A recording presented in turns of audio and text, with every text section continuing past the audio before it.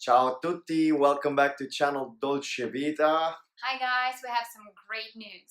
We have great news indeed. We created a new tool. It's called Speed Italian Mind Maps, which is full of different expressions. How many topics? We created 10 topics, and in every topic there are about 40 or 50 expressions. There's a lot to learn. But the best news is that it's so easy and fun. And you know why? Because you listen, you read, this is a typical mind map, and you repeat. So basically you have 3 tools in one, and it's gonna be as easy as it gets. Yeah, this All is you- how. Se fossi in te. So basically all you have to do is to practice and practice, and you will have a lot of fun.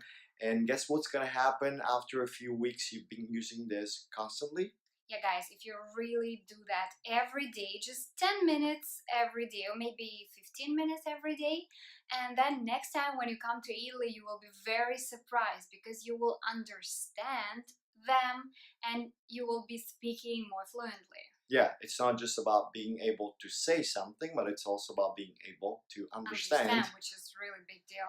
So guys, if you want to check our mind map, see all the 10 topics we prepared for you, all you have to do is to click on the link below and you'll see everything detailed.